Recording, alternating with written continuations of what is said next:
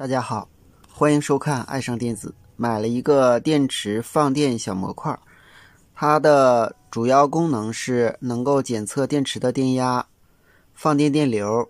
以及电池的容量。电池的容量是怎样检查的呢？把电池充满电以后，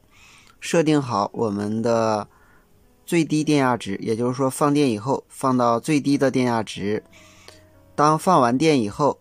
这个容量就会定格在这儿，显示出我们这个电池从充满电到放到我们设定的电压值的容量，比如说是1安时或者是1000毫安时，1000毫安时就等于1安时，或者是500毫安时，它是可以测量出来的。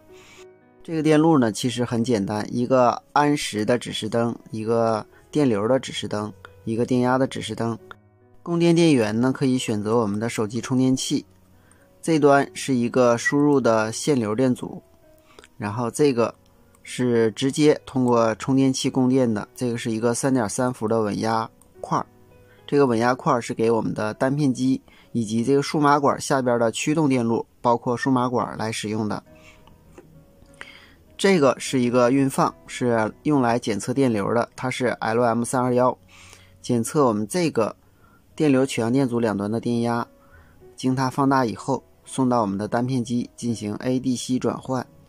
这个就是一个长管，是8025，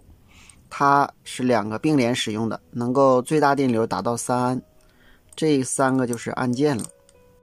下边有一个20角的单片机以及数码管驱动的芯片。那么我们打开测试一下，它的最大电池设定电压是15伏，超过15伏以后电路会保护。它的最小放电电压值是 0.5 伏，最大放电欠压值是12伏，可以设定，只需要在这个电压档上然后调节就可以设定。我们看现在是 2.9 伏，我们最低可设置到 0.05 伏，最大是12伏，现在就是 0.05 伏。这样呢，我们再拿一节我们要放电的电池，当然是要充电电池，这样普通的电池是不行的。我这个电池呢也比较落后，它的输出端子一共是4个，这个是电池的正极，这个是电池的负极，这个位置和这个位置是接电阻的。当我们把电池放上以后，我们随便按动一个按钮，这时呢就会出现闪烁的现象，闪烁几秒钟以后呢，它就开始进行放电。我们看它的放电电流呢现在是 0.64 安现在电压是 0.64 伏了。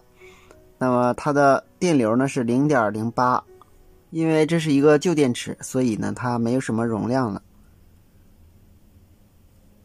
在放的过程中呢，它既能够显示电流当放电完成的时候它就会闪烁定时在我们这个安时上